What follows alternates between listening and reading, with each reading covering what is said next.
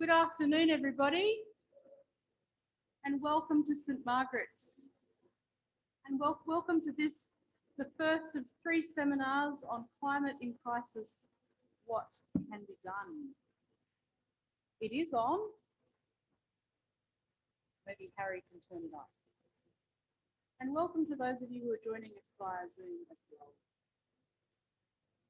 As we begin this afternoon, I acknowledge the traditional custodians of the land on which we gather, the Wurundjeri people of the Kulin Nation, and we pay our respects to their elders past, present and emerging, and extend that welcome and acknowledgement.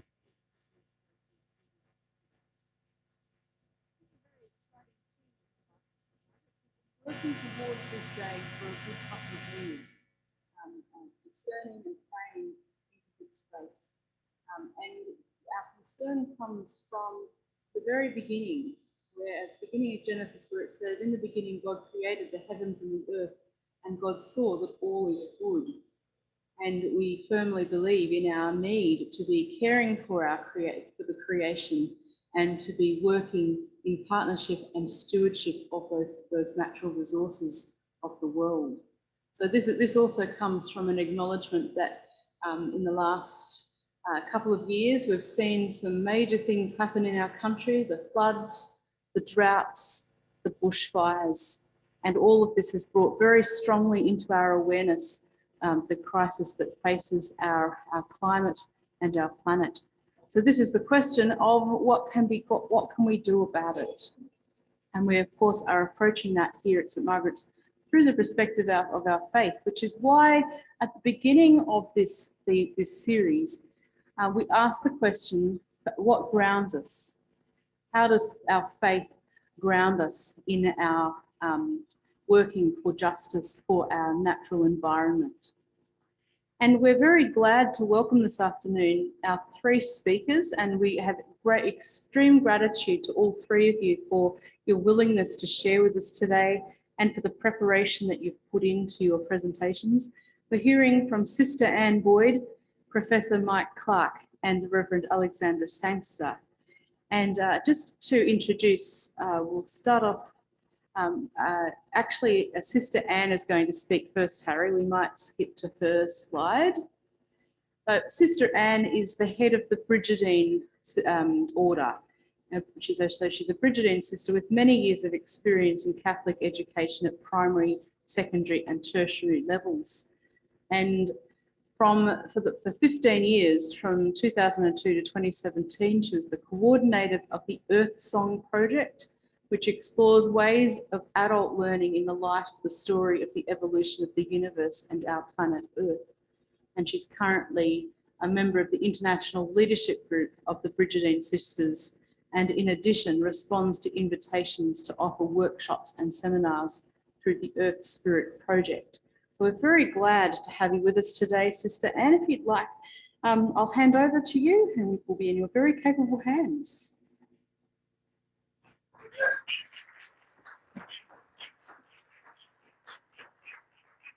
Thank you, Karen, and thank you all for the invitation to be with you this afternoon. It's very significant to be here for the beginning of this wonderful series.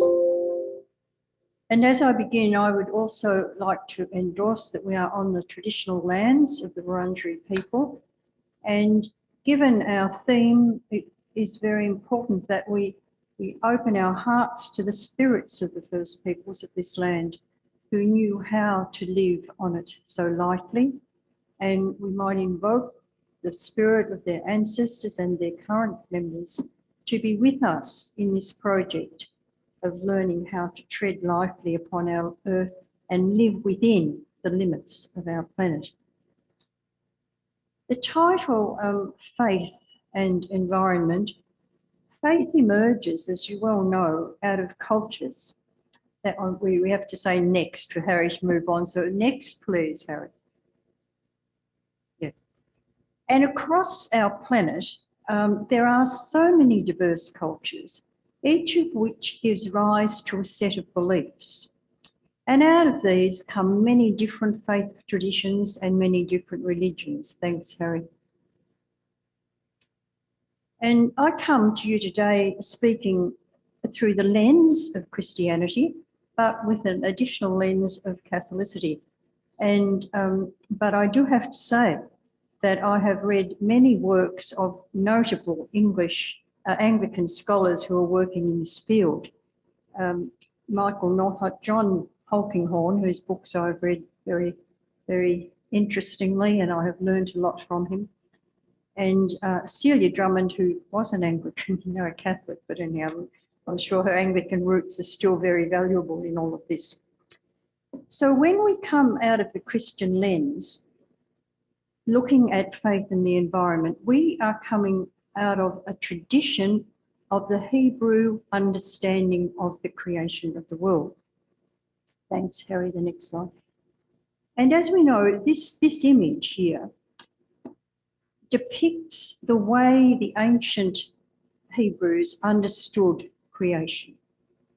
From their observation, without the advantages of technology that we have today, they looked out, they saw a flat surface of Earth. I live opposite the sea, and I still see a flat surface of Earth as I look at the horizon. And they saw that there was a dome above, and through that dome came rain, the sun and the moon and the stars rotated around there, and God was beyond all of that. And this is very simplistic, as you'll understand. But the humans were placed here for a time. And the ultimate home of humans was elsewhere with God. And every now and then, God intervened in human history. However, and that image has largely affected our Western culture. And if we look at a lot of our language, we will see that we are still talking in flat earth terms. And we are still talking as if there is a dome above us. We say up and down, and in fact we live on a round planet and everything is out or in rather than up or down.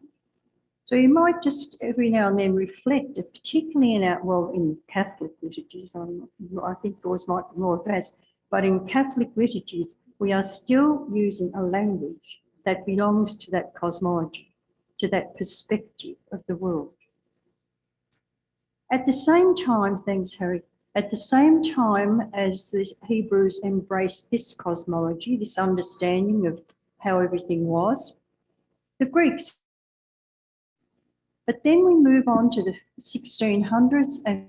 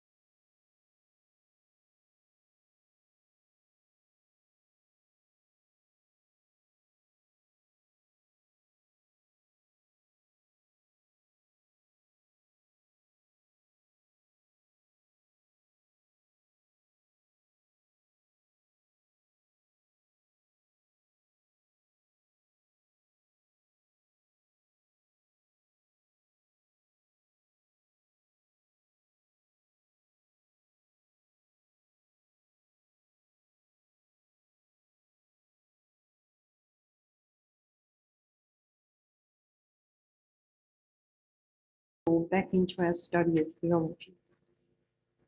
It is very embedded in our tradition, and particularly, thanks Harry, in our particularly the Rhineland mystics. And here's Hildegard saying to us that prayer is nothing but the breathing in and the breathing out of the one breath of the universe. Yeah, that's the very deeply mystical understanding that we don't need a whole lot of words, but we just rejoice, and God saw that it was very good. So let us just rejoice in the goodness and develop a depth to that understanding that God dwells in all that is. And Eckhart would say in the next slide that God is isness, and wherever there is anything, there is God. God is bringing isness, being, into being all the time. In 1995, the American Catholic bishops put out a pastoral letter. Thanks, Harry. I'm not sure that, all right, I'll just tell you what the American bishop said. They said, the whole universe is God's dwelling. Earth, a very small, uniquely blessed corner of the universe, gifted with unique natural blessings, is humanity's home. This earth is our home. How we live here is how we're going to live in the next phase of our lives. And humans are never so much at home as when God dwells with them. And then, thanks, Harry, I'm sorry to be going so quickly. I've probably got too much here, but I get excited about these things. So, and this is another writer whom you might know of, Albert Nolan. He's a Dominican, and he wrote a book called Jesus Today, which is very helpful in terms of thinking through this whole evolutionary consciousness. The emerging theory of living systems provides the theoretical underpinning for eco-literacy. The role of educators is to be enchanters. So when we come to think about faith and the environment, I might in question time say something about that title, but to be enchanted with our world, to rejoice in its beauty, to be present to it. This is faith. We have many, many rituals to do to celebrate all sorts of wonderful things, beginning now, Palm Sunday. But we can rejoice simply in the sunrise, as you do, I'm sure, as you do. And then remember Hildegard saying that is prayer. Breathing in, breathing out the one breath of the universe. And we won't harm what we love. So we'll skip the next slide and go to the next one, please, Harry. We are the first generation to know this, that we live in an expanding universe. No other generation has understood that. So we might ask, what is our great work in this? Our great work is to move into this consciousness, to explore what it means to live in this mysterious, unfolding universe, where diversity, the universe delights in difference and holds everything together in communion. And this is the way God is creating our world. And that leaves us in the next slide, in between our sacred texts and, thanks Harry, and these whole new revelations of science. Now we can really see that science, and I'm interested to hear what Michael's going to say about this, but science is revelatory of God, because everything is revelatory of God. So with these two ways of understanding, the first revelation of the divine was creation. Cultures then developed our sacred texts, and they are sacred texts, true enough. But now, thanks Harry, we are between these stories, and we need to bring them into conversation with each other. And consequently, next slide, we would wonder, what spell have we fallen under? that we would destroy the very system we totally depend on for our own survival. Why would we destroy this revelation of the divine in everything that exists on our planet? And I won't get into what we're trying to do with space at the moment, but never mind.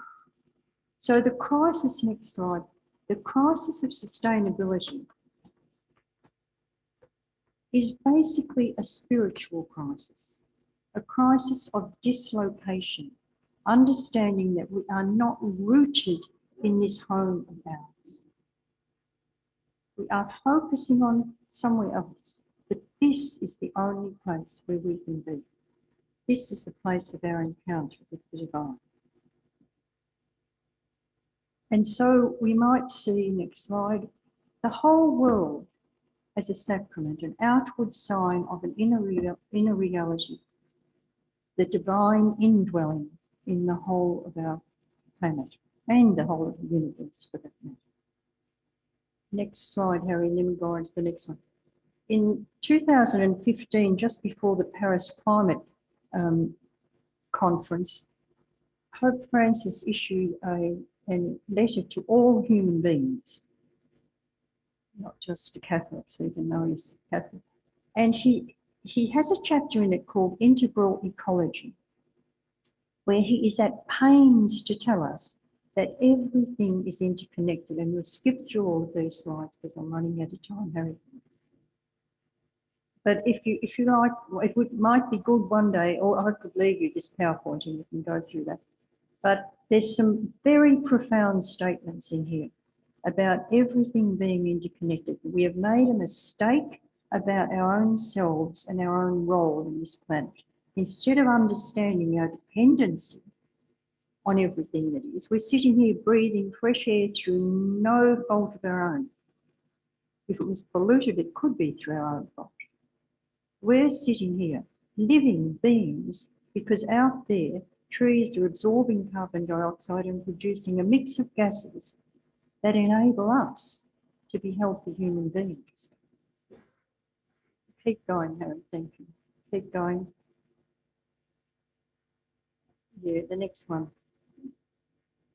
So several things have to change, he says. We have to develop an awareness of our common origin with all other beings, of our genetic connections to all other beings, of our mutual belonging to this community of life on this planet, and of a future to be shared with everyone, to live this in, as the Indigenous people of North America would say, their decisions are made with consideration of the 7th generation heads, for us to be thinking constantly of what the impact is, and I'm sure you're doing that. And to move from the next slide, an egotistical perception of where we fit in the whole scheme of things to an egotistical. And the next slide is just a quote from Laudato Si. The universe unfolds in God, who fills it completely. Hence, there is a mystical meaning to be found in a leaf, on a mountain trail, in a dewdrop, and in a poor person's face. Everything has sacred meaning. And someone that you know loves this planet is David Attenborough. So we'll just end with a tiny little 1.5 minute reflection by him.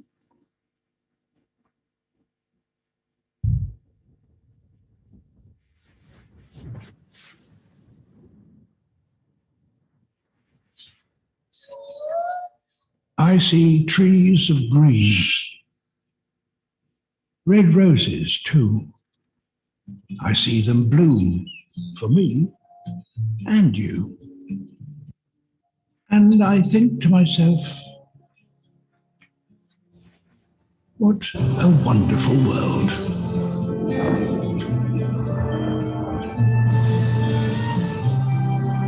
I see skies of blue, clouds of white, bright, blessed days, dark, sacred nights. And I think to myself, what a wonderful world.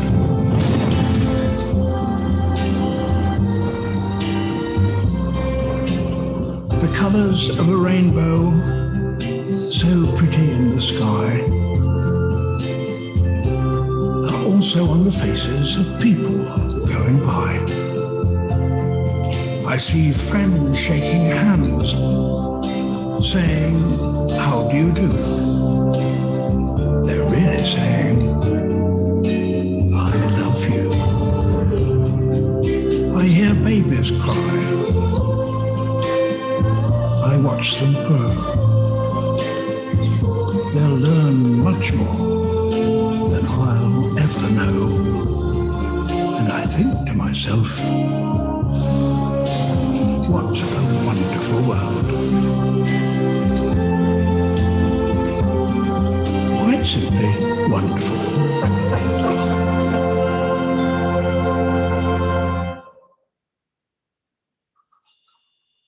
Thank you, Sister Anne.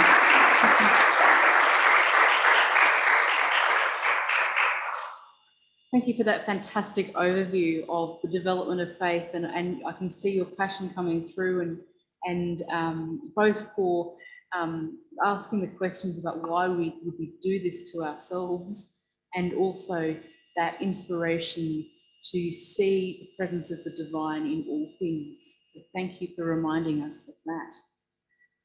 Harry, can we flick back to the first PowerPoint, and let me introduce our second presenter, Professor Mike Clarke. Now, Mike is an ecologist and evolutionary biologist at La Trobe University who is fascinated by the natural world and passionate about its proper stewardship for future generations. He was head of the School of Life Sciences from 2011 to 2019. He's been an active member of and lay preacher in Anglican and Baptist church communities, and for the last 23 years has been part of the cross-generation congregation of the Uniting Church. Would you please welcome Professor Mike?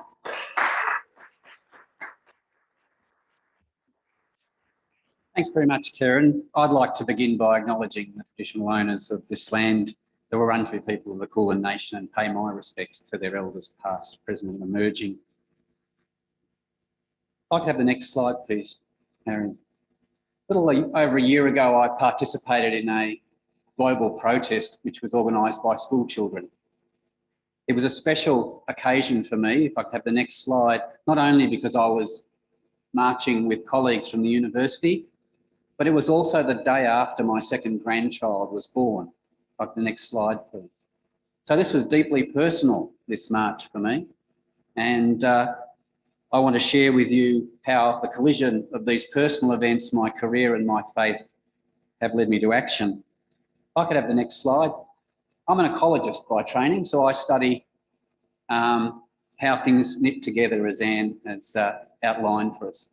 I've had the privilege of looking at animals and plants all around the world, but particularly in Australia. And things are changing. If we take this next slide. We're a country that prides itself on certain natural features, and some of them have been changing dramatically in really obvious ways, like the Great Barrier Reef and coral bleaching, and it captures the nation's attention, not necessarily action, but attention. I get excited by other places, next slide please, that are also changing. This is a place that's really precious to me. This is the Mallee, and it's undergone some horrendous droughts of recent years, and it's going through the equivalent of coral bleaching, but it's just not quite as high profile. Last year, a new documentary came out about our Australian landscape. Have the next slide, please. It arrived with great fanfare, and I'll be interested who's watched bits of it. I thought a few people in the audience would have, because it was promoted with quite a deal of hype. Unique remastered footage from the 1970s to 80s was going to be digitally remastered, and it was promoted with a chance to come eye to eye with the wildlife, the animals that make Australia unlike anywhere else in the world. Footage that has never been previously recorded and hasn't been filmed since. There's a reason it hasn't been filmed since, in many cases, because it's gone. I found it a really disturbing series to watch because I knew many of the scenes I could not go out and film now. And to have a byline that says, come eye to eye with the animals that make Australia unlike anywhere else, was quite chilling when I could see some of the scenes and think, I'm not sure you could get that footage today. They're gone. And so when I look at the year that's passed since I was part of that march, if I could have the next slide, please, Harry. This is what Delcy looks like now. She's improved.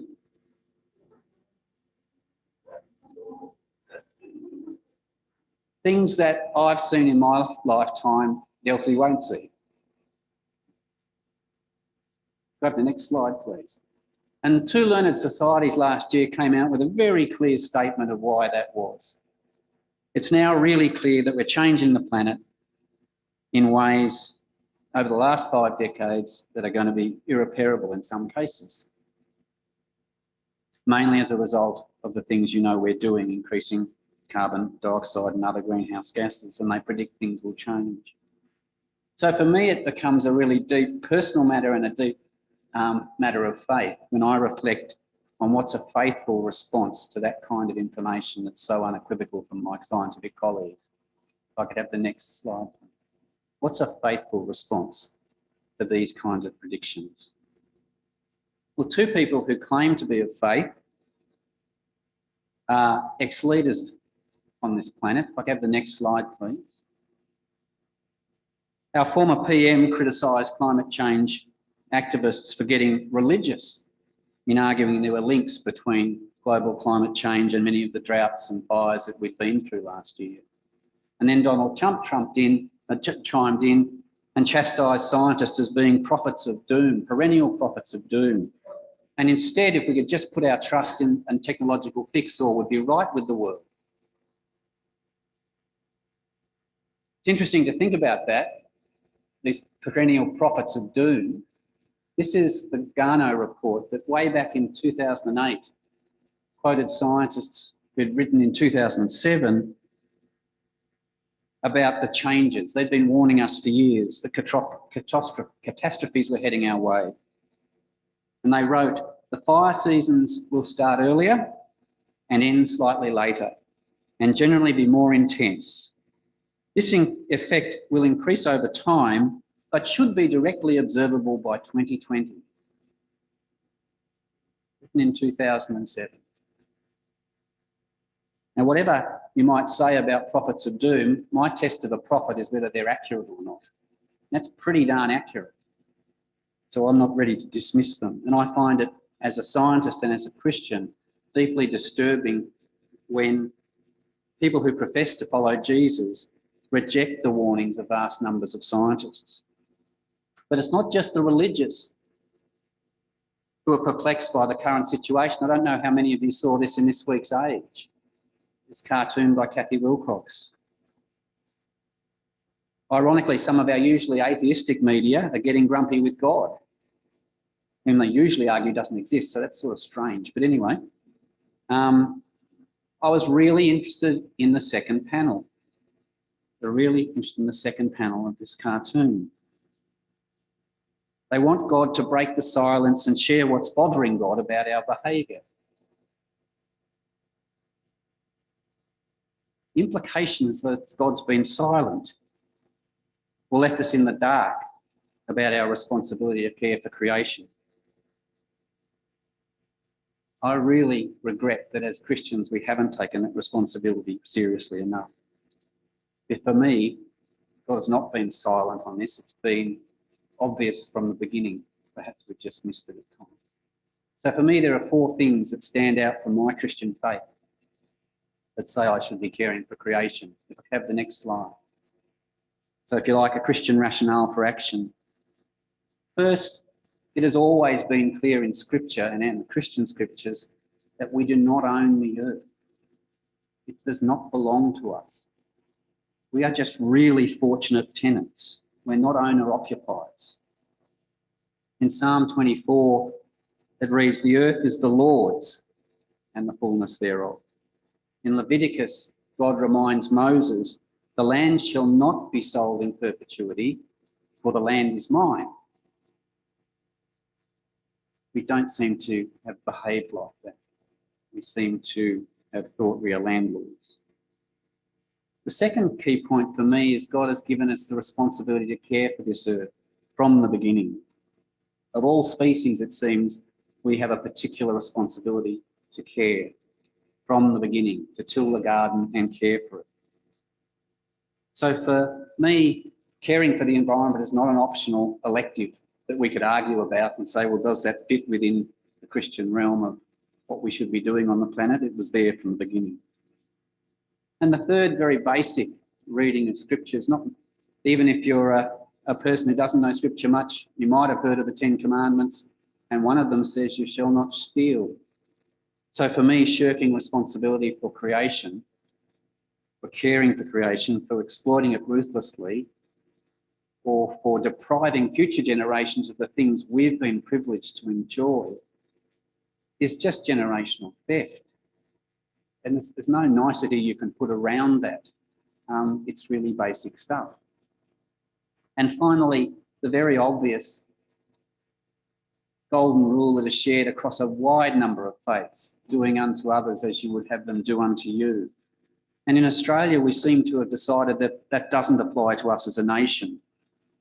And sometimes you'll hear people argue quite accurately that if Australia had acted alone, it wouldn't have made a diddly squat difference in terms of reducing the chance of the drought, the bushfire, or the recent floods. However, surely as one of the most affluent nations on the planet, we're meant to be leading.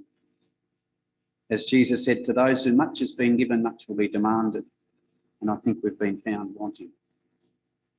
If we can't take serious action on climate change, being one of the wealthiest nations on the planet, I wonder who can.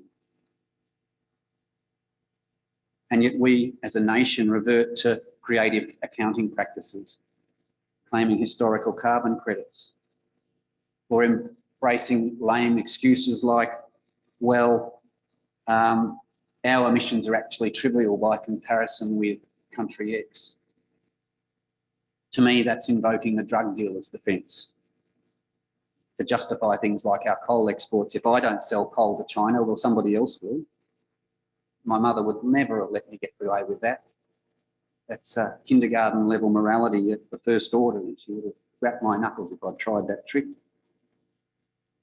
And then it's particularly galling when we make those kinds of excuses as a nation and at the same time accept aid from countries like Vanuatu. And I don't know if you realise, when we were going through the bushfire crisis, Vanuatu was donating aid to help our bushfire recovery. And this is at a time when agencies like Oxfam or World Vision or Save the Children, these people who support the agencies that support the most vulnerable people on the planet, are arguing for bolder, quicker action on climate change. They are daily dealing with environmental refugees, people whose homelands no longer can support them. They're calling for bolder action. Even Boris Johnson appears to get it. But it must be getting more obvious. Of the next slide, please. What's a faithful response? For me, it comes down to whether, as people of faith, we are people of hope and vision, or whether we're just bemused bystanders. I think people of faith should be at the forefront of working for action on climate change, not just because of the reasons I've outlined above, but because what I understand of Jesus was that there were no hopeless cases. And so his followers are meant to be people of hope. St. Paul reminded us in his letter to the Ephesians, God is able to do more than you could ever ask or imagine. So I'm going to conclude with two stories I hope are hopeful. Next slide, please. Are we truly a people of hope and vision? Next slide, please. This is my workplace a little while ago. I've been working at La Trobe for 30 years, and this is what it looked like. It's been an institution that has a proud history of challenging the status quo, a place with a reputation of containing ratbags and stirrers. One of the foundational things about La Trobe was that it had people in it, and still does, who envisage a different future. And at the time when it was established, Some people with vision decided that they would restore that cow paddock into a red gum woodland. Next slide. And now it looks like this. 54 years later, one of the longest running, but still just a work in progress, long-term vision, the kind of long-term vision we need to change things. I had the privilege, next slide please, of interacting with Christian agronomist, Tony Ronaldo. Tony has had a transformative effect on the planet. He instituted a reforestation work in Niger, which has reforested 5 million hectares so far by simply changing grazing practice and applying some very basic ecological principles. From really humble beginnings by a really humble man, a landscape is changing, or landscapes are changing, and we need hope. And he's just filled with it, and it's contagious. So to conclude, we know what to do. We know, here's a list, and you could all probably make your own as towards action. High on the list is let's invest more in educating girls and women. One of the key things we can do for the planet. Think about what we eat, how we travel, whether you can teach your grandchildren to turn off lights. I've struggled with my own, but I can practice tonight because it's Earth Hour. We can think about how we invest our money. There's some wonderful movements happening in investment space. We can volunteer and we can lobby at all levels. So to conclude, I could carry the next slide. Maybe strange for a scientist to say this, but the challenges we face are moral. They're not scientific. We know what to do. It's a moral decision, and it requires a global change of heart, I would say, starting nationally or starting with me. But like this old grey box, which has had a tough life, I want to suggest the situation is not hopeless. I think the Christians amongst us worship a God who is for new beginnings, as this slide would entail. We know from COVID that we can act together if we choose to, and we've just got to make some really good choices. But I have confidence that God has not given up on us. Thank you.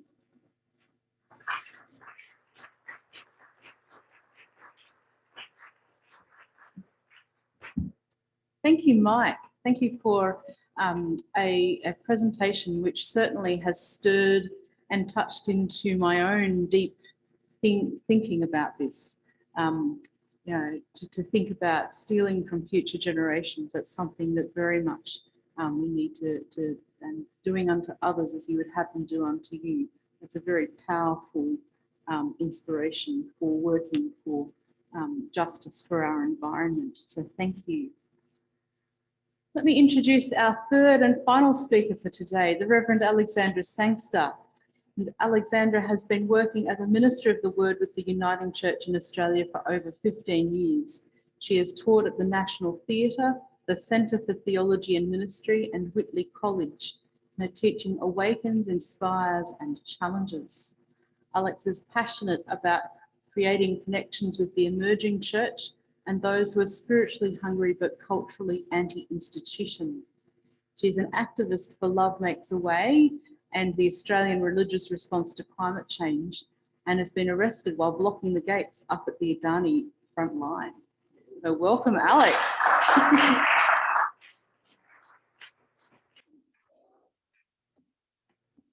Hello. We shall be known by the company we keep, by the ones who circle round to tend these fires. We shall be known by the ones who sow and reap the seeds of change alive from deep within the earth.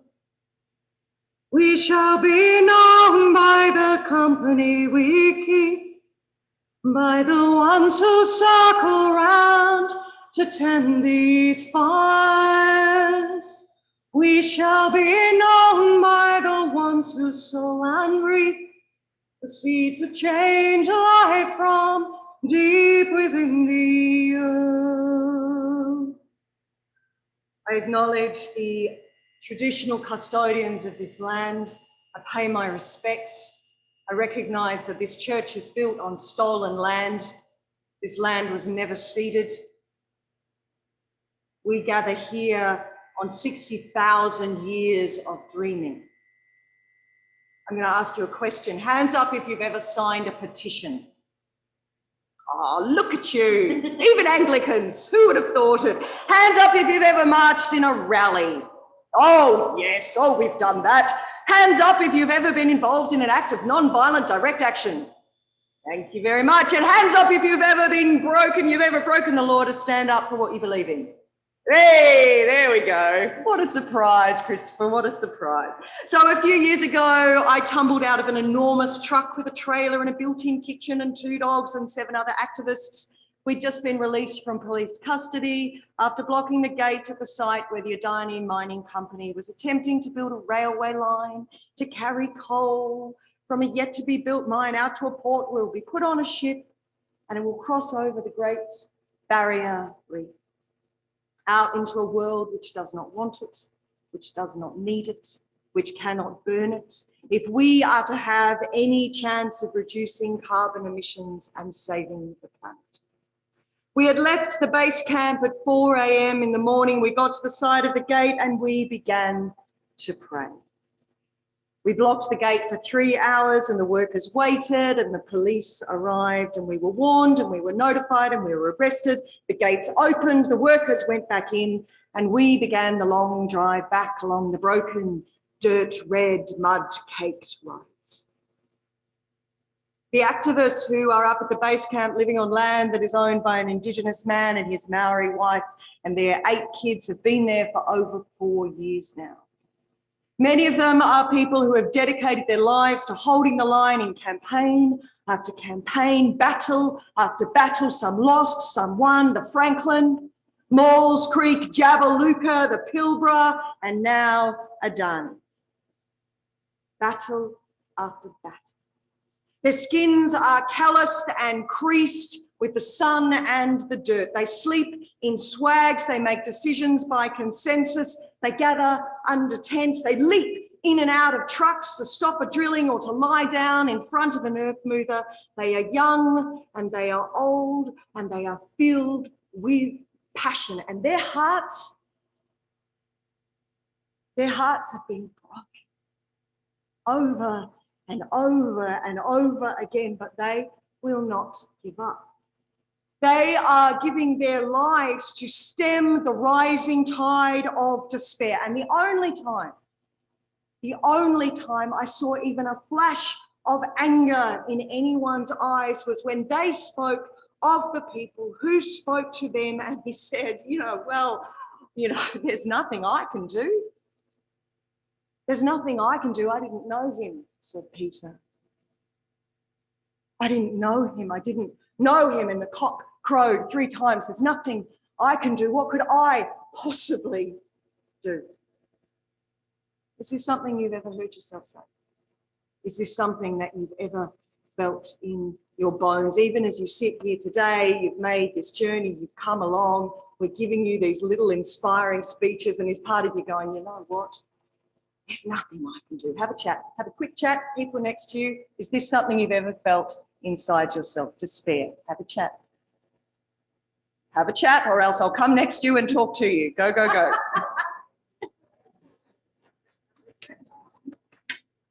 Terrifying.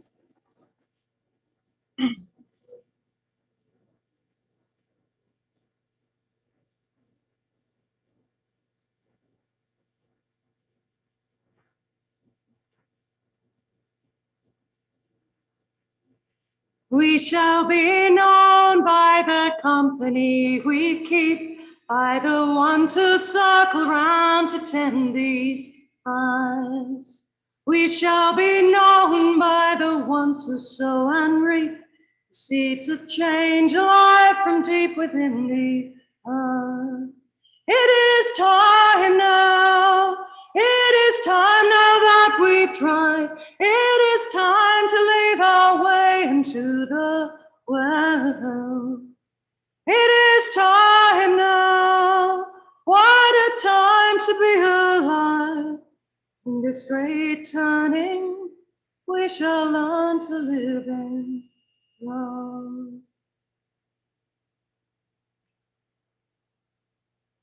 Everything is connected. Everything is prophetic. And this work of prophecy that we heard spoken about just before, let's talk about it. Let's talk about it for just a moment. People who stand up and put their lives on the line and commit themselves to being a prophet of Trump's doom, these folk are engaged in prophetic witness, which is part of the Christian tradition from the beginning of the beginning. And this prophetic witness is perhaps best embodied in the ministry of someone whose name you all know very well, Martin Luther King Jr. In the words of my fellow activist Justin Whelan, King's speeches and sermons were well known. But as time passes, his role as a dangerous radical activist who was arrested time and time again is at risk of being sidelined. But King's words would have meant little if they were not spoken from a jail cell or spoken at the head of a protest march or preached the day before he was assassinated.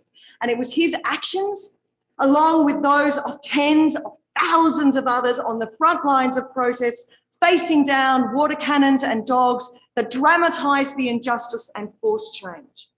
So alongside other folk of faith and non-faith, this is the work that we are engaging with when we come together as people of faith to commit ourselves to climate justice. So the first time I spoke to you about that was around 2017, way back in 2019, way back in the good old days when you could cross borders. Do you remember 2019? I went up to the proposed mine again, this time to the workers' camp. This time leaving the activist base camp at 1 a.m. and driving along dirt roads for 4 hours under stars that were so bright they burnt your eyes. And once again, we sat down, we folk of faith, we sat down, we blocked the gates. And once more, we were arrested. Now, the reason that we decided to sit down and to pray is because we were there representing not only our own souls, but also our religious and faith traditions from around Australia. Because we believe that as people dedicated to the common good, inspired by our beliefs, energized by our spirituality, people of faiths can be and should be and must be at the forefront of creating a safe climate. And so we sat down and we prayed. As I went down to the river to pray, as I went down to Adani to pray, Jesus and the other prophets and the activists and the holy ones like him come as types of slaps in the faces of the sleeping world. Wake up, they cry, wake up. There's an awesome First Nations woman called Layli Long Soldier. She writes about how she's been thinking a lot about the space of faith and the space of activism, particularly her friends who were working at Standing Rock.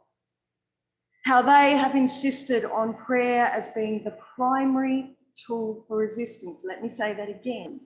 Prayer as the primary tool for resistance. Not because we believe in an intervening God that is going to come down and listen to our shopping list of prayers and finally pay attention like the cartoon that we had up earlier. Not for that reason, but because prayer is central to everything that we do. It is an energy, it is a force. In the words of another Lakota woman, White Bull, the highest weapon of them all is prayer. And she goes on to explain the world. It is watching. Our ancestors, they are watching. Our children, they are watching. And we are fighting. So I stand before you all as an activist who uses prayer as power, who believes that Jesus was a radical subversive who used every single thing he had, apart from violence, to try and change the world. Because there's so much at stake. So much at stake. Martin Luther, again, once said that the arc of the moral universe, you know this quote, the arc of the moral universe is what? Hands up at the back, come on. It's long. Thank you, Mitzi. The arc of the moral universe. If you don't know this quote, now you do. And it's awesome. You should use it. The arc of the moral universe is long, but it bends towards justice. And this art requires people across the ages, across time and space and country and faith to pick up their bows and fire arrows into the future to mark the way, to cleave a path through sky and doubt and fear, a path for others to walk on. So today, we gather as the archers. We gather to resist the defeatism of easy despair. It's nothing I could do. I didn't know him. I never met him. And the cock crowed 3 times. And to instead be part of the redemptive radiance of the revolution. Writer Rebecca Solnit speaks of how hope dies when we choose to watch the unfolding drama in resignation. And when we abdicate all responsibility, there's nothing I can do. Look, there's nothing I can do, okay? Back off. Thank you very much. Let me give you a poem to finish with. This is written by an amazing poet called Murray Howe, and she wrote it after Stephen Hawking, so it was in honour of him. Do you sometimes want to wake up to the singularity we once were? So compact.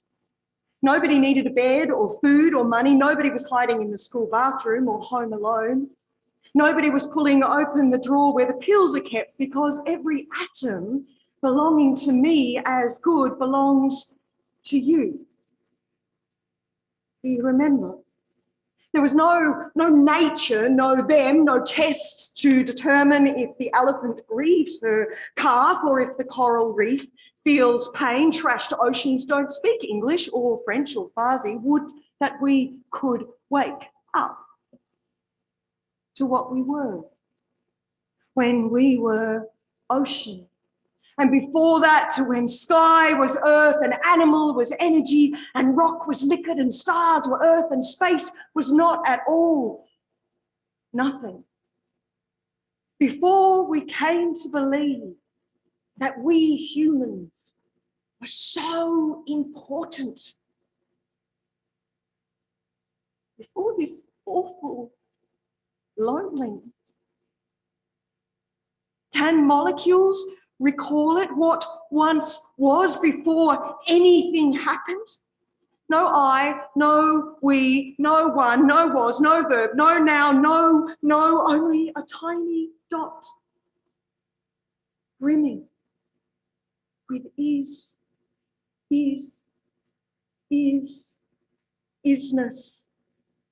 everything, all, home. A few years ago, my daughters and I were talking about the possible extinction of the Great Barrier Reef. But why? Why? The little one wanted to know. Now I'm still learning how to talk to my girls about the human hand in death. How do we acknowledge our dark complicity? What do we have to say? But we have a choice. Let's just start local. Let's start where we are. Let's start with our next step. And in Australia, right here, right now, let's choose to stop a mine. Yeah? Let's just stop it. We can choose not to put coal on a ship which would cross over the Great Barrier Reef. We can choose that. We have that power.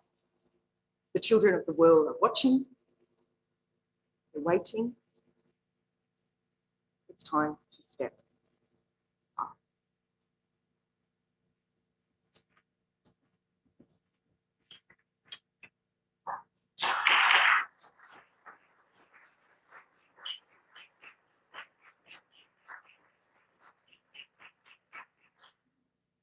Thank you, Alex. Thank you for such a passionate argument, that's it comes through so strongly from your sense of faith and your sense of our connection with all things, that passion. Thank you for encouraging us to touch into that passion ourselves and to discover that within ourselves, to be working for justice for our environment. Thank you to each of us three speakers. We're going to have an opportunity for some questions. Now, we're going to start with some questions that we're going to put to our speakers as a panel, and then we'll have an opportunity for some questions from the floor. I'm going to invite you all to stand up and maybe stretch and move around a little bit. Don't leave your seat area, but stay where you are, but just stretch a little bit. And I'll invite our speakers to come and take a place on the dais.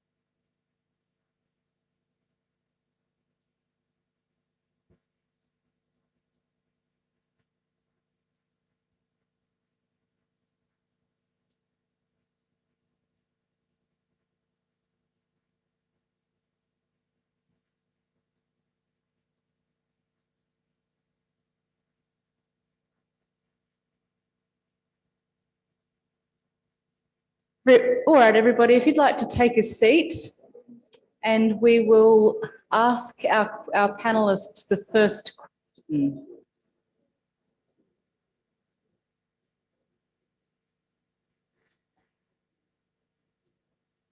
So this first question that I have, and I might invite each of you to offer a response, and that is, based on your faith as the ground for environmental action, what one thing would you wish government to change?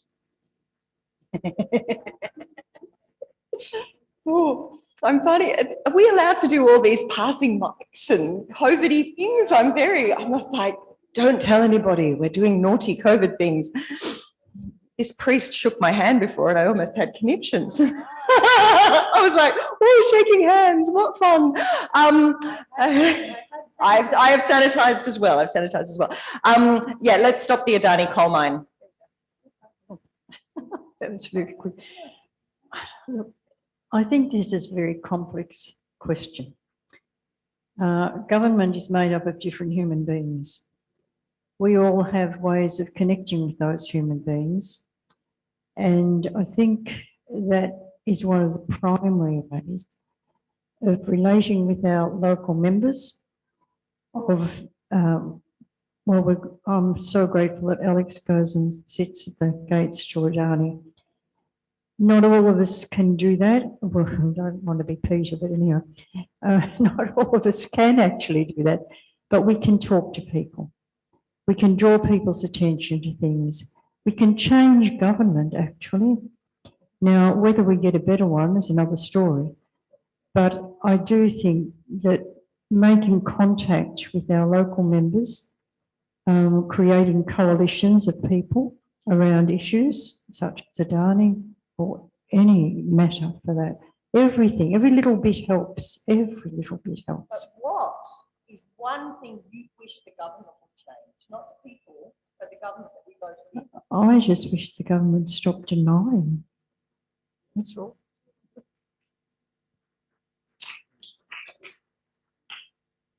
I guess I'm a great believer in plans. If you don't have an end point in a plan, you don't achieve it. And so for me, a target is really important. This committed to doing a big start and a lot of things in that. The ducking and weaving around belies a lot of.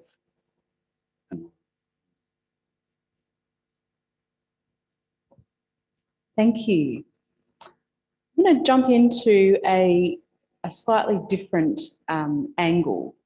And that is, I'm wondering whether you could comment on the nexus, because we've heard in each of your presentations, and I think it's been a really beautiful thing. I've seen the thread from the real grounding in faith history through to the direct action.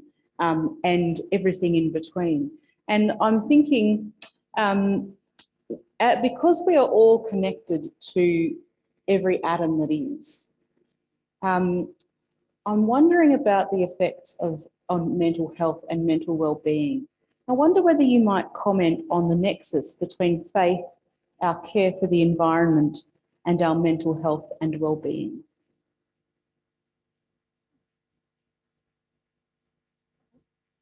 I'll give it a go.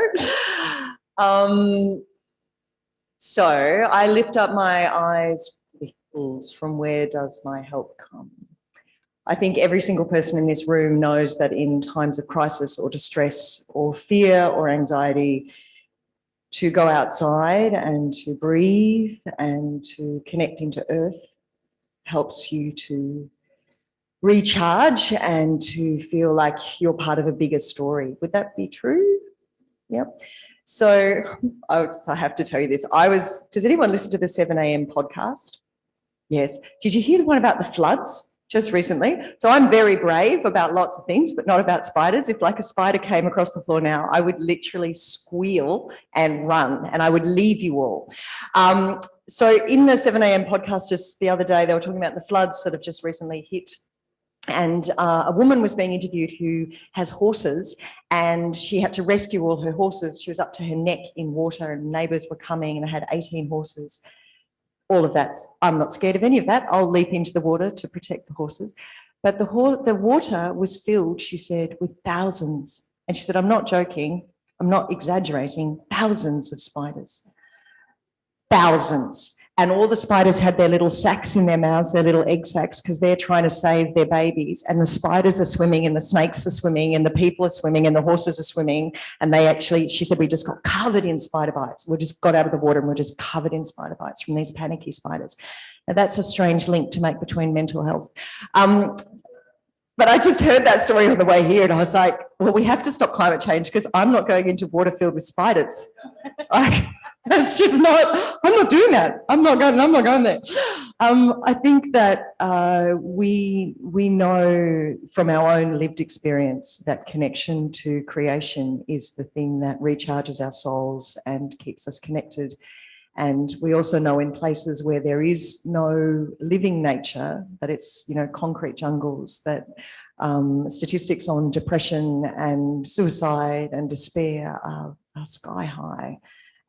We know that hospitals are suddenly filling their corridors with plants and painting murals of lost words like bluebell and willow to keep the children strong. So I think there's an undeniable link, and the further we get away from we're very lucky here in Eltham to be surrounded by trees, but a lot of people don't have that privilege. So maybe with our privilege, we can fight for those that don't have it.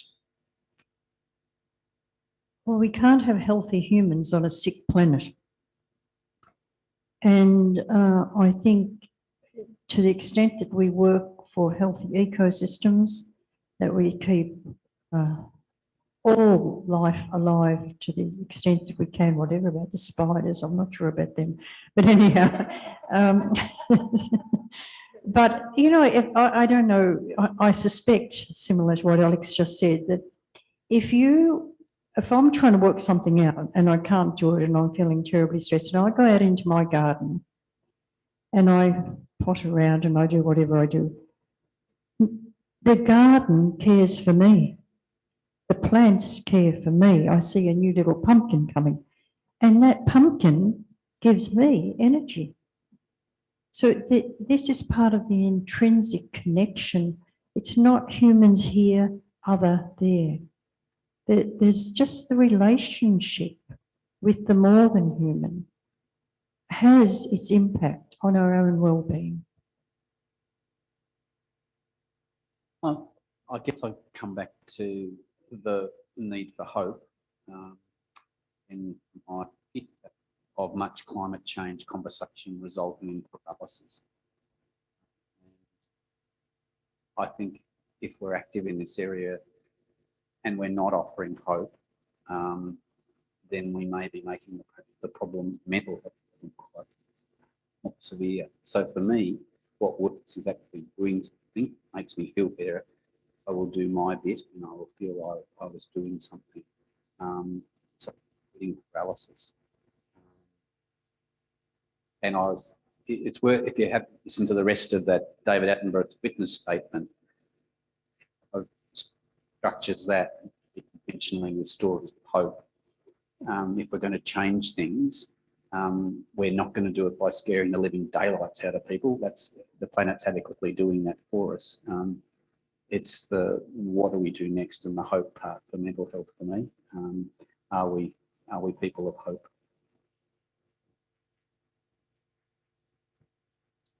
Thank you. How do you engage the wider community with your concerns and advocacy? And I'm thinking particularly, we work within our own spheres. How do you engage people beyond your sphere with the advocacy that you're doing? And particularly those who would put up arguments of opposition?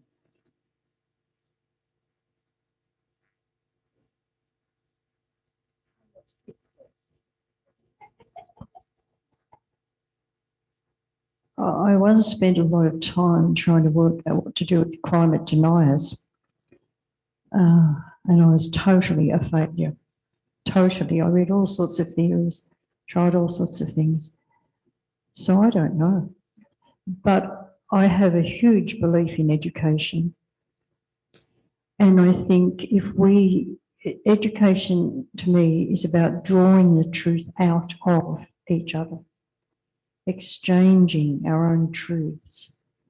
And so I think in conversation, I'm not a good advocate. I do go to marches and all sorts of things, but I'm not going to, I won't be sitting at the Adani Gate much and all, so I support those who do. But I think just conversation with people. I mean, I'm hopeless with my family about climate change. Hopeless, because, they're money makers, it's all legal, allowed to do it. I'm not very good at that, but I do believe in educating children. And I do believe if we give them a bias for right relationships and justice, then we've got a beginning for the next generation.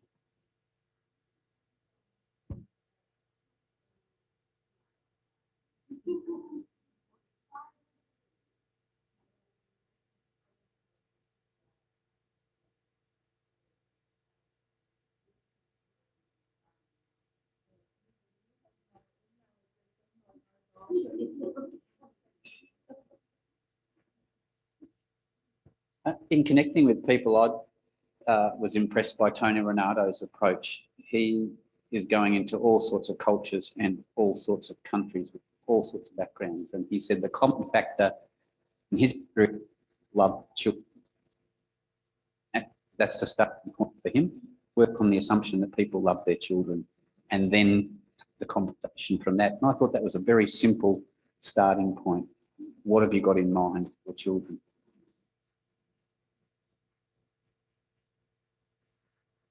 The poet David White, some of you might be familiar with his work. He's got a lovely poem where he says, "Stop all the TVs, turn off your radio. People are hungry and one good word could feed 1,000. This is not the age of information. This is not the age of information. We know what we have to do. So this is not the problem of science, it's the problem of morality." So I think starting with children and not starting with information overload, but because we know what we have to do. We've got all the information. We've had it for a really long time. I mean, when was Silent Spring written? That was the 1964. Yeah. So we've had the information for a while. So I don't think it's about information, and I don't think it's about stats and all those, though, that we need to have those to be able to back up. But the starting place is the heart and the experience. And everyone has had an experience of being broken open by nature, and everyone's had the experience of watching a child hold a ladybug for the first time. So, yeah, I just echo what my companions have said, but I would say it starts with the experience, it starts with the heart, and a little child shall lead us. And also, Jesus was very big on, like, you know, eventually you have to shake the dust from your sandals and move on. So there are times where you just go, actually, we don't have time for this. I don't have time to shift you. I've just got to take action. And action does not have to be, I come to you as someone in their 40s who's gone, right, I'll go to Queensland. I probably can't go there again because I will get in a lot of trouble. I grew up in Queensland in the 70s with Joh Bjelke-Petersen. I know about Queensland cops, so I'm probably not going to go there again for a while. But there are so many different ways to be activists, and activism is not just about being arrested. It's a nice story to share, and we all go, oh, isn't that hilarious and funny? But actually making a phone call, praying a prayer, and being with a child in the garden is just as much an act of resistance as chaining yourself to a gate. Thank you.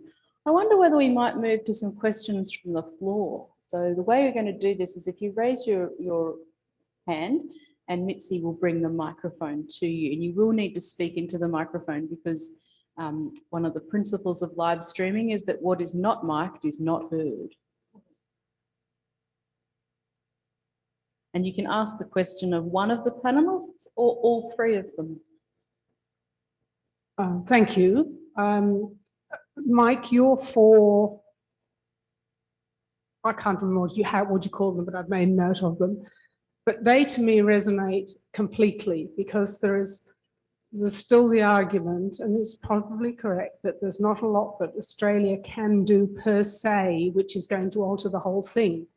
But I would like us to turn it all round by saying, no, we're not going to make a huge difference. There are huge countries that are making massive differences. They're not doing it, but morally, there are things that we should be. And I wish we could turn that rhetoric around.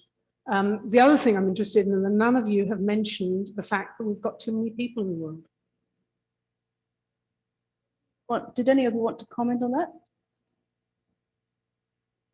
One very useful analogy that I've heard used in this debate about we're only Australians, we've never taken that approach to war. We've always gone to war to do our bit with the other lot. And so why are we now not doing our bit? Yeah, we're not even saying it, but I'm just interested in the national conversation. You can tap into the national psyche. We went to Gallipoli, we went to the various places to do our bit. We weren't going to win the war by ourselves, but we're going to do our bit at the very least and punch above our weight and appeal to all those great Australian things we're good at. But this one, we're stuck at home and no, too hard. So I found that something that might resonate with Australians. Why is this one different?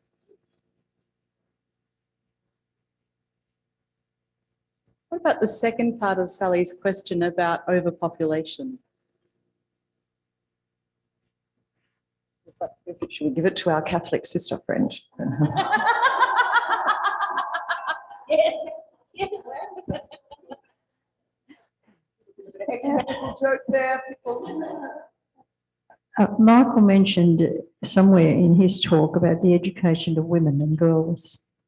The best way to control population growth is to educate women about their reproductive rights. And, you know, you can report me to whoever you like about that. But it's a fact, education and women's ability to have an economic independence. So there's enough food in the world to feed everybody. There is enough, but it's not going to the right places. But I think that we have to promote the education of women and girls and their economic independence. And there's a variety of ways to do that. Paul Hawken, a scientist who's written and spoken a great deal, he's the editor of a book called Drawdown. And he looks at, I think, 16 ways in which we can draw down the impact of climate change. And the first one is the education of women and girls. I just wanted to leap in there and say I absolutely agree with what you've said, but I also think we need to re-educate boys and men because women don't have babies on their own. And it's all very well to educate women and girls and to make available contraceptives and have secret conversations behind sheds and pass them around.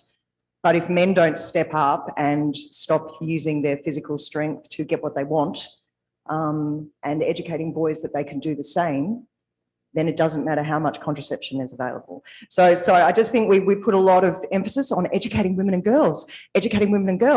And look what's happening in the public debate right now.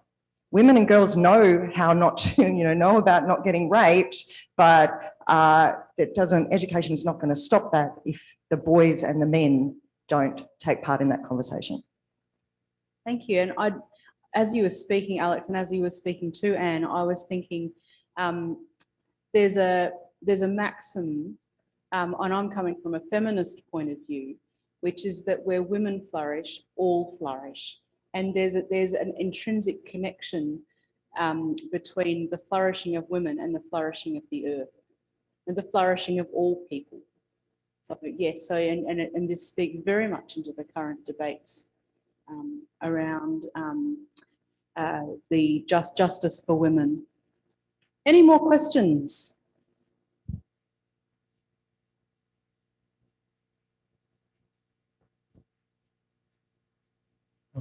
I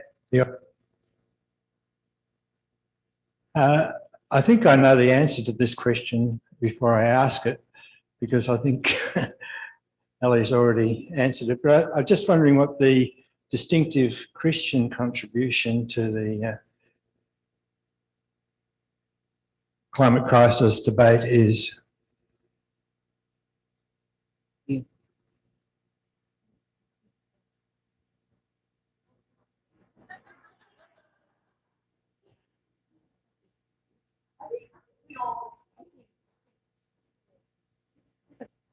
We're just thinking what we said before.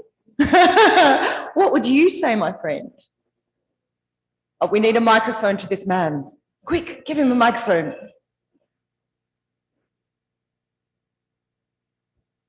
Thank you. I think prayer is key to the whole issue.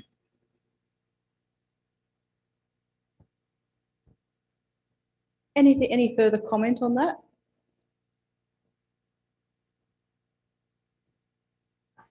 I think you're right. Prayer is key to our lives. But what prayer is another thing. As Alex said, it's not a question of shouting loud enough at God until God decides God's not deaf and will intervene and do something. I think that often when we're praying, I understand why people pray for rain when there's drought. I understand why, but what is that prayer? An interventionist God, or is it give us the strength to build community? Is it I don't know what it is. Do away with the inequities whereby these things are happening. Stop climate change, and there mightn't be so many droughts and floods and fires. But I think we've got to grow into a prayerful existence, as well as when we gather, ritualise our prayer.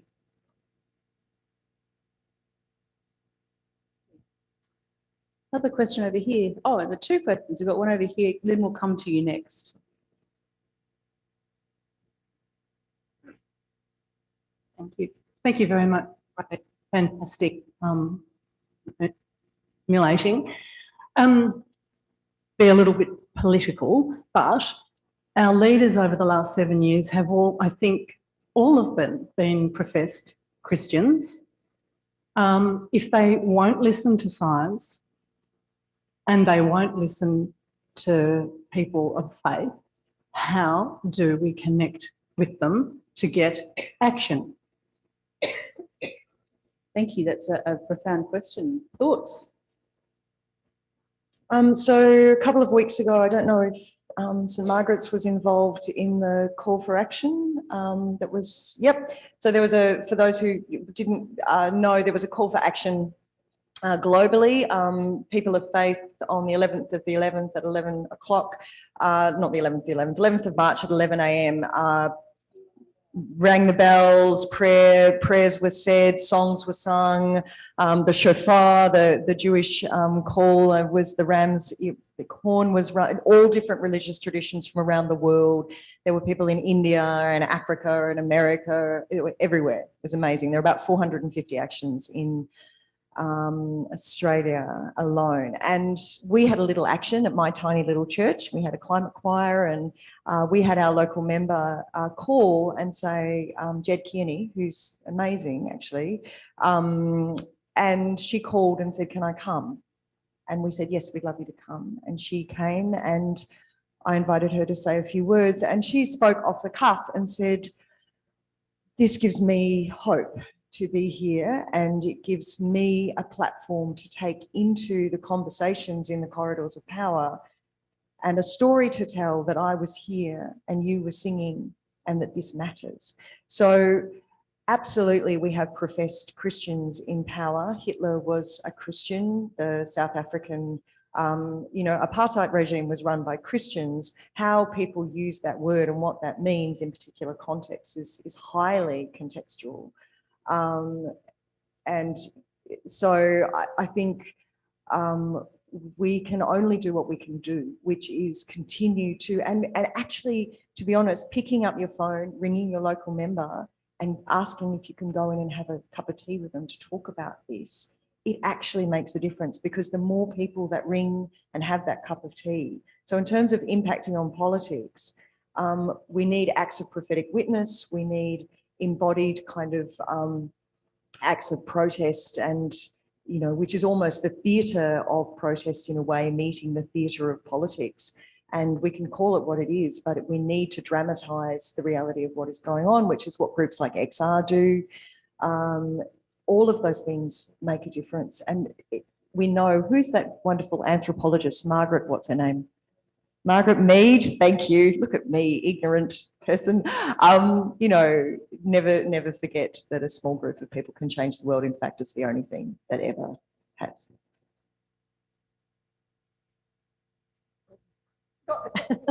Well, I know. Now that you've quoted Margaret Mead, I'd just like to say something.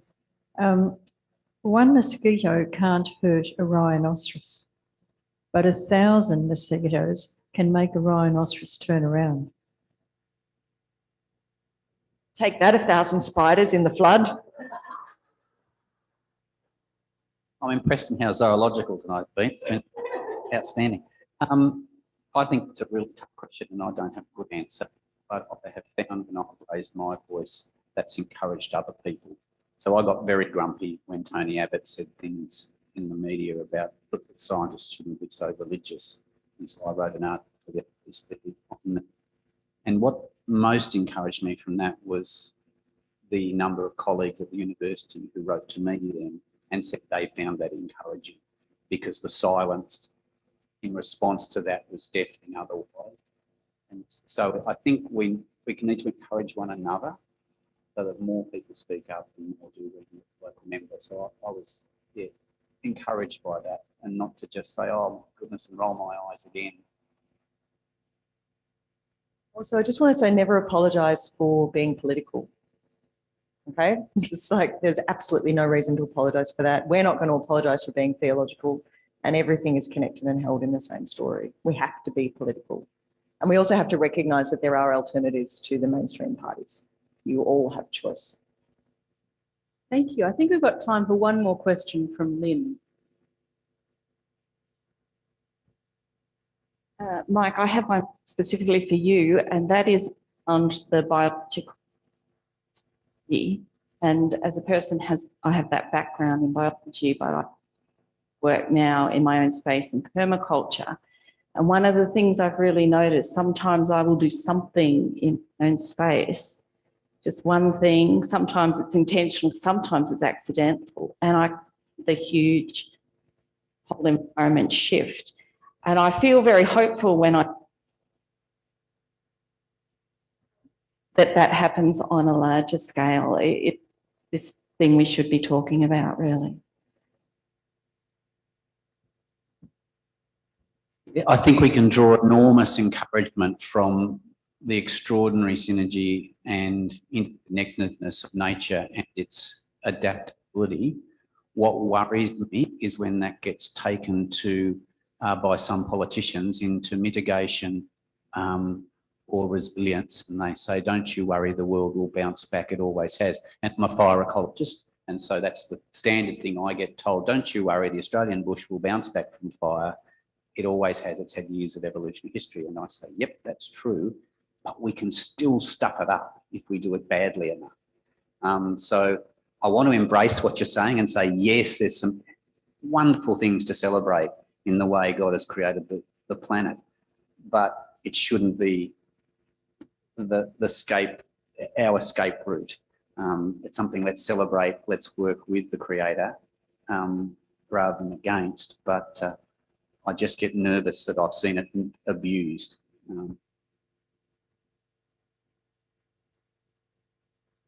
Thank you for your responses, and thank you to those members of our gathering today for your questions. We're coming to the close of our formal part of proceedings, and I want to thank our three presenters. Thank you, Alex. Thank you, Anne. Thank you, Mike. I know that I'm going out of today and my spirit has been stirred and my mind and my heart inspired by what you have shared and the encouragements that you have offered, both personally as well as a leader in a faith community. And I'm sure and I hope that each of you who are here today are also going away with reflections. I know some of the things we've heard have been challenging perhaps for us, some perhaps is stuff that we've known before, but I hope that each of us have learnt something today and there's at least one thing that you're able to take away with you. We have a small gift for each of you to thank you for the time that you've given to today and for your passion and energy. And John's going to present that to you now. So would you please thank our three presenters. Thank Mike, Anne and Alex.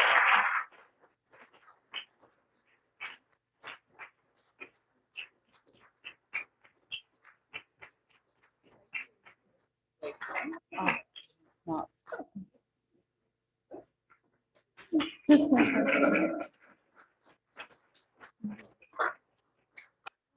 Jesus turned water into wine. Something for you to enjoy perhaps after Easter. For those of you who know, we're coming to the end of Lent. This coming week is Holy Week. So that's the context for that. Now, today is not the end. As I said at the beginning, this is the first of 3 seminars. Our next seminar actually picks up on the question that was asked about how do we actually connect with our politicians. And we've invited members of our local council, our local member, Vicky Ward, one of our state members, Kate Thwaites, who's the member for Jugga Jugga, and other politicians to be with us and to be able to share some of what they are doing in the space towards addressing issues of climate change and justice for our environment. So I anticipate that that's going to be a very energised session and encourage you to come to that. So and then the third session will be one in which we really do take a much more focused look at what can be done, what can we do, and we'll be having members of various groups that are engaged in environmental justice in the local as well as the federal spheres to talk about what they are doing. In addition to that, we heard from all of our speakers about how it's not necessarily that we need to chain ourselves to the gate of Adani. It's not that we necessarily need to glue our hands to the intersection at Flinders Station. Every small thing that we do is as small as wondering at the majesty and wonder of a ladybird Each of these are actions towards justice for our environment. And that looks forward to one of the things that we are hoping to do as SAGE, which is St Margaret's Action Group for the Environment. And we're hoping eventually to venture into that space. So we are going to invite you that if you're interested in pursuing that sort of local action, or whatever may come out of these 3 seminars, we'll have some folk from the St Margaret's Mission Action Team who'll be moving amongst you at afternoon tea to grab your contact details so that we can keep in contact with you and mutually inspire one another. You'll be very glad to know that it's afternoon tea time. Yay! And how amazing is it that we can actually, 12 months on from when we entered lockdown, are able to enjoy a cup of tea and some refreshments together. But thank you so much for being here this afternoon. Thank you again to our 3 speakers. And I look forward to seeing you again at St Margaret's in the future, whether it's this coming week for our services or for the next seminar. And I look forward to seeing you soon. Thank you.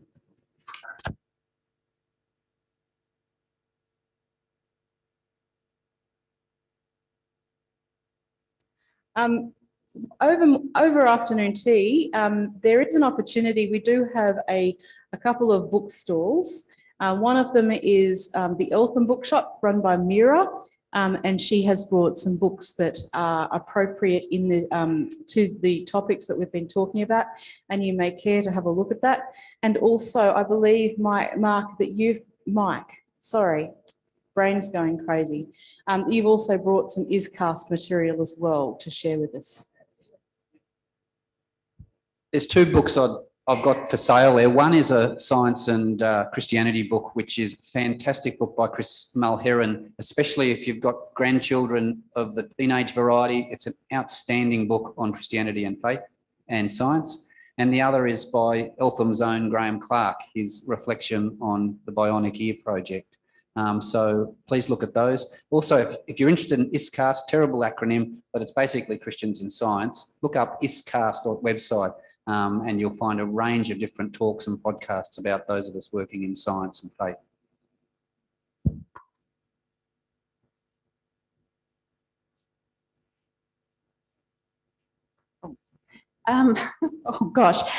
Hello everyone.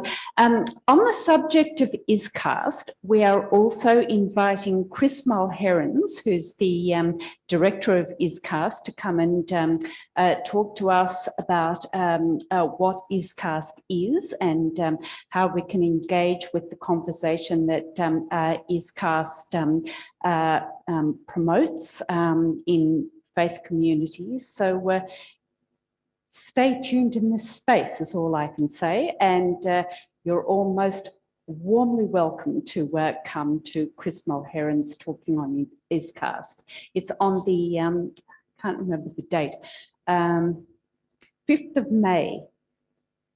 Thanks, Mitzi. Thanks, everybody. Come and have a cup of tea.